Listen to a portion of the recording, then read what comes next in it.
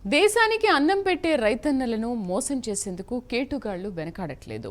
నకిలీ విత్తనాలు, ఎరువులు తయారు చేసి అమాయక రైతులకు అంటగడుతున్నారు. దేవుడిపై భారం వేసి ప్రకృతి వైపరీత్యాలకు ఎదురొడ్డి రేయింబవళ్లు కాయ కష్టం చేసే రైతుల పాలిట ఈ కేటుగాళ్లు పిశాచాల్లా మారుతున్నారు.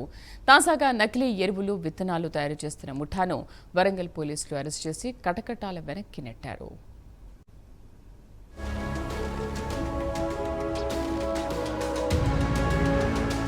రైతులు విత్తనాలు వేయటానికి సిద్ధమవుతూ ఉంటే నకిలీ విత్తన కంపెనీల పేరుతో మోసగాళ్లు రైతుల్ని మోసం చేయటానికి సిద్ధమవుతున్నారు. పేరు మోసిన కంపెనీల పేరుతో నకిలీ విత్తనాలు తయారు చేసి అమాయక రైతుల పొట్ట కొట్టుతున్నారు. ఈ ముఠాను అరెస్ట్ చేసిన వరంగల్ పోలీసులు వారి వద్ద 78 లక్షల రూపాయలు విలువ చేసే నకిలీ విత్తనాలు, వాటి తయారీకి ఉపయోగించే ముడిసరుకు, యంత్రాలను స్వాధీనం చేసుకున్నారు. వరంగల్ కమిషనర్ పరిధిలో 9 మంది సభ్యుల నకిలీ ముఠాను అరెస్ట్ చేసిన టాస్క్ ఫోర్స్ పోలీసులు వారి వద్ద భారీ ఎత్తున నకిలీ విత్తనాలను స్వాధీనం చేసుకున్నారు. నకిలీ విత్తనాల తయారీకి ఉపయోగించే ముడిసరుకు సీజ్ చేసిన పోలీసులు నిందితులను కటకటాల్లోనికి పంపించారు.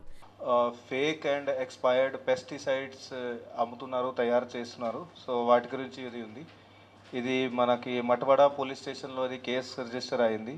అది చీటింగ్, ఫోర్జరీ, అట్లాగే ఇన్సెక్టిసైడ్ యాక్ట్, సీడ్స్ యాక్ట్, అట్లాగే సీడ్ కంట్రోల్ ఆర్డర్, ఇవన్నీ చట్టాల కింద. సో దీంట్లో బేసికల్గా మన దగ్గర 9 మంది అక్యూజ్ని మనం గుర్తించాము ఈ కేసులో.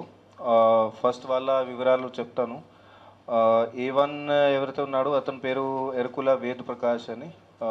ఇతను 53 years, నేటివ్, ఇక్కడే మటవాడ నేటివ్.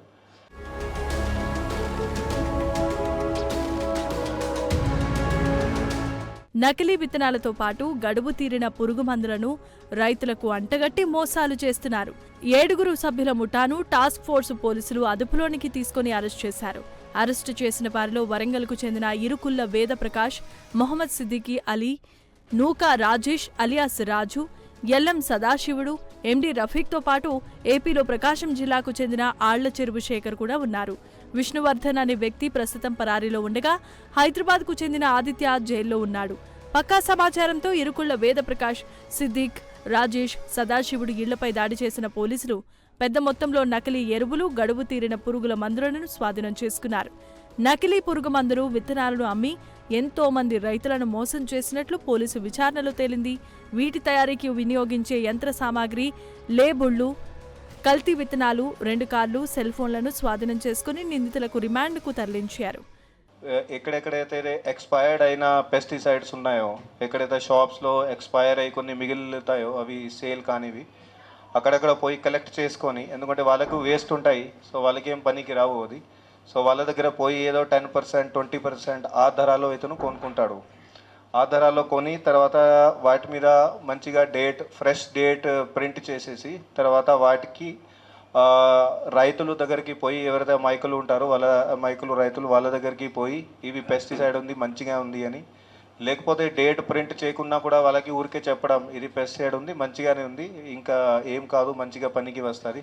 సో అట్లా వాళ్ళకి మోసం పెట్టి తర్వాత దానికి ఇది ప్రింట్ రేట్కి చాలా తక్కువ ధరకి అమ్మడం, 50% లేకపోతే 40% అట్లా ఆ రేట్కి అమ్మి ఇతను 30.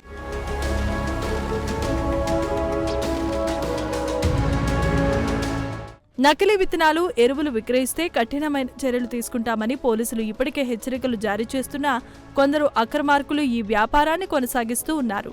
విత్తనాలు, పురుగు మందులు కొనుగోలు చేసేటప్పుడు ఏమైనా అనుమానాలు ఉంటే ముందుగానే నివృత్తి చేసుకుని తీసుకోవాల్సిందిగా పోలీసులు పలు సూచనలు చేస్తున్నారు. నకిలీ విత్తనాలు, పురుగు మందులు తయారు చేసే ముఠాల సమాచారాన్ని తమకు తెలియజేయాలని విజ్ఞప్తి చేస్తున్నారు.